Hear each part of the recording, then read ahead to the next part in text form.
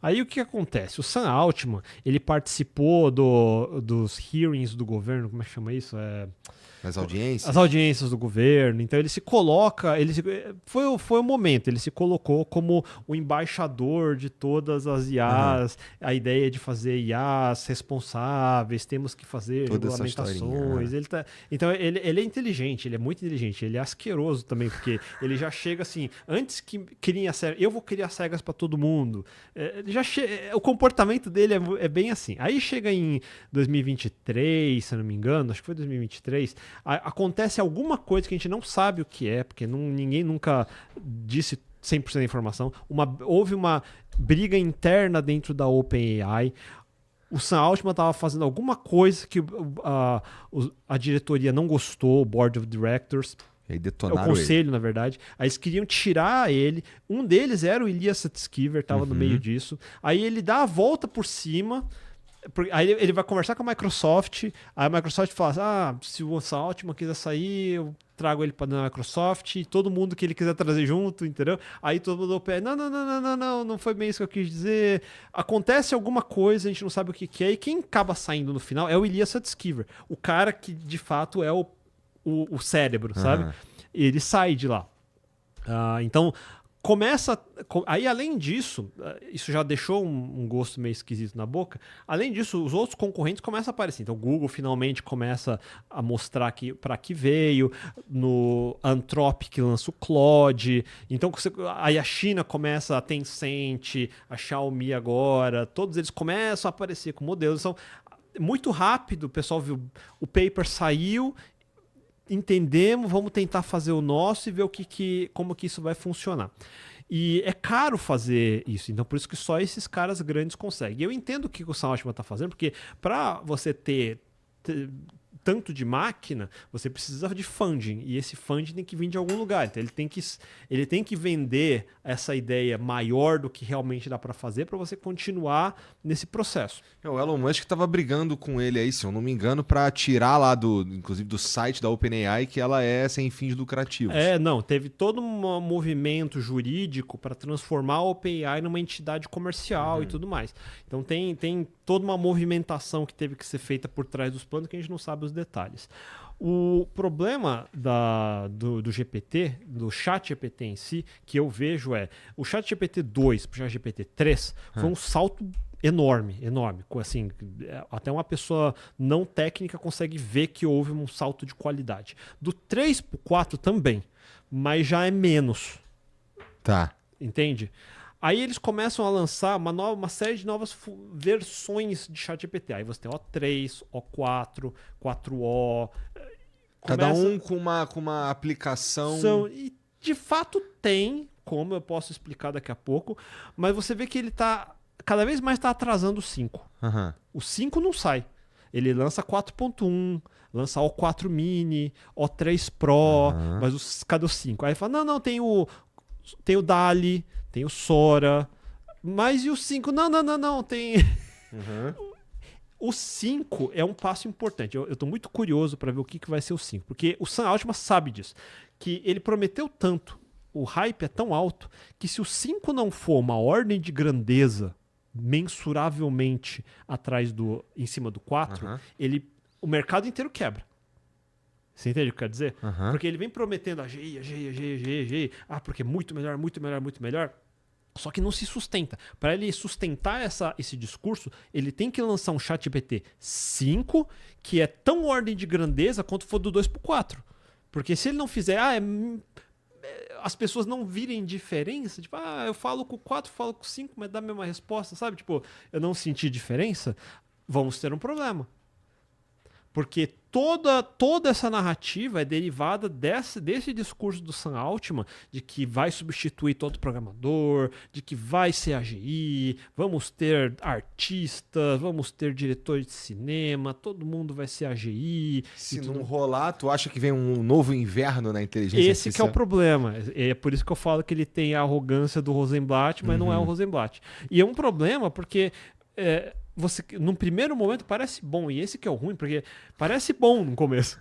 Porque vem É que nem uma pessoa que é ingênua e ele vê que todo mundo tá te dando atenção e você começa a falsificar isso, só que você não consegue sustentar.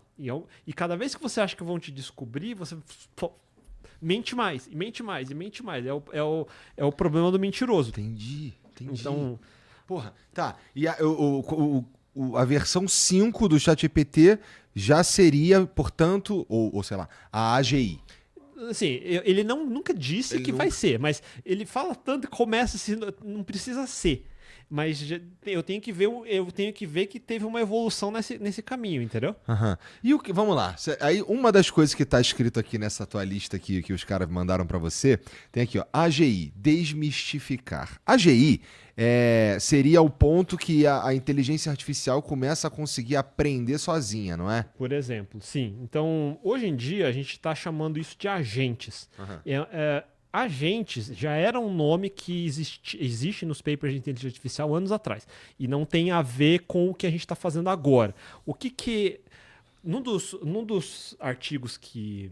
Então, deixa eu voltar um passo atrás. Um dos artigos que eu escrevi no meu blog é mostrar como que agentes funcionam. Um básico, tá? Porque... Aqui tá um Rails, viu? O que você acha que é um agente na sua definição? Quando você fala agentes de IA, qual a sua definição? Eu sou meio ignorante, mas vamos lá. Na imagem que você tem na cabeça. Tá, o agente ele é capaz de executar uma tarefa específica que eu digo para ele que eu quero de forma recorrente, de forma até mais confiável. Então, por exemplo, se eu quiser sei lá, eu preciso de um programinha, de uma inteligência artificial que vai ficar mapeando a internet para me sugerir convidados que seriam interessantes para o Flow, baseado em alguns parâmetros que eu entrego para ele, que tem a ver com relevância, tem a ver com temperatura na internet, à medida que algumas coisas nesse sentido. Isso, sei lá, na minha cabeça é por aí. A maioria das pessoas, ela tá correto, porque a maioria das pessoas pensa em agentes, ele pensa como automação. E é uma automação um pouco mais inteligente. Isso. Porque hoje eu já faço automação. Então, é que eu estava falando, existe duas vertentes. A vertente dos sistemas expert e essa vertente de redes neurais. Nos sistemas expert, eu já faço automação hoje. Então, eu já tenho como fazer uma newsletter, ver o resultado, baseado no resultado, como que eu faço um novo post ou não faço. Então, eu posso desenhar um sistema automatizado que faz tudo isso. Agora, o que eu gostaria é que o sistema tivesse algum nível de autonomia, alguma coisa para ele tomar decisões diferentes para me ajudar, por exemplo. Né? Então, o sistema o paper de 95 já fala sobre agentes inteligentes e ele tem quatro características. Tem que ter autonomia, que é agir sem intervenção humana, que é o que uma automação já faz. Tem que ter habilidade social, que é interagir com outros agentes. Ele tem que ter reatividade, que é perceber o ambiente, como ele se modifica e tomar uma resposta baseada nisso. E proatividade, que não é só reagir, mas formar próprias metas e perseguir essas metas por vontade própria. Essa é a parte difícil. Essa é a parte que a gente não tem ainda. A parte de autonomia eu já tenho. A parte de habilidade social eu mais ou menos tenho. E isso é um problema porque a gente já tem uma prova matemática de que ela não tem como conseguir resolver. Ela não consegue resolver todos os problemas também. É óbvio que eu não preciso, mas existe, de novo, que nem na teoria de incompletude do Gödel que eu falei, existe já a DeepMind do Demis Hassabis que eu falei, ele já provou que qualquer agente capaz de se adaptar a um conjunto suficientemente grande de movimentos de distribuição deve ter aprendido o modelo causal do processo que gerou esses dados. O que isso quer dizer? Um agente que é capaz de se adaptar a todo tipo de ambiente já tem que pré-saber todas as coisas que causam as diferenças desse ambiente. Por exemplo, se eu treino um carro que vai dirigir num asfalto e eu quiser que ele dirija no barro, ele já tem que ter um modelo desse dirigir em barro. Ele não tem uma coisa que a gente faz que é a intuição da física. Então eu aprendo a dirigir no asfalto, eu consigo ir me adaptando para dirigir no barro. Então, para eu conseguir fazer uma IA que faça tudo isso, eu tenho que ter modelos causais, e modelos causais é super difícil de ter. O que é um modelo causal? É todos os inputs que geram certos outputs. É como se eu já tivesse a resposta de todas as coisas. Eu tenho que ter tudo isso mapeado para alimentá-lo. Para alimentar antes. E eu não tenho isso. Porque o problema que eu tenho é só dados. Dados sem contexto é um problema. Exemplo, tem um caso clássico que você aprende probabilidade, que é assim, você tem uma tabela onde você pesquisa grupos de pessoas que foram no médico e que ficaram doentes uma semana depois. Aí você, obviamente, a maioria das pessoas que vai no médico fica doente com mais frequência uma semana depois do que quem não vai no médico. Porque, normalmente, quem vai no médico vai porque está sentindo alguma coisa, certo? Mas se eu só vejo esse dado bruto, então, não eu vou parar de ir no médico. Exato. Se for uma decisão, baseado nisso, eu devo ir no médico e falar, porra, todo mundo vai no médico fica mais doente, eu acho que eu não vou no médico. Então, se eu pegar só o dado sem um modelo causal, eu tomo esse tipo de conclusão. Imagina que eu sou meio burro, entendeu? E isso acontece um monte de vezes. Na verdade, inclusive, tem um monte de manipulação de informação baseado nisso daí. Baseado nisso. Antes da gente continuar, só te informar, tal caso a gente não tenha te informado, que se você quiser ir ao banheiro, é só ir, tá bom? Boa. Não, eu tô bem tá ainda bom. Por enquanto. Então vai lá. Eu tô controlando a minha água, mas o que acontece? Esse negócio de dados é difícil. E os modelos causais são difíceis. Dados sem contexto é um grande problema. Até fazer um parêntese, que isso me incomoda, e é um dos motivos de por que eu vim aqui para falar. Me incomoda muito. Então, Sam Altman me incomoda. Me incomodou, por exemplo, o Eric Schmidt, que é ex-CFO do Google e fez uma palestra que... de novo, falando, porque em 5 anos ele vai substituir todos os artistas. Aí, o Mark Zuckerberg, filho da mãe, eu estava gostando dele, começa a falar de novo sobre isso. A Microsoft que fala que 30% de todo o código... Tem até uma imagem, acho que na notícia, a Microsoft 30%. Vamos deixar essa como ilustração para quem nunca viu. A Microsoft fala que 30% de todo o código que eles já fazem é feita com IA. Aí você tem Microsoft... Então, todos eles, né, falando sobre as maravilhas do IA e jogando esse monte de confete em cima. Enquanto isso, a gente não está vendo esse resultado. Esse que é o problema. De novo, um monte de expectativa sem ver resultado. Então, a gente estava falando sobre... Então, qual que é o problema?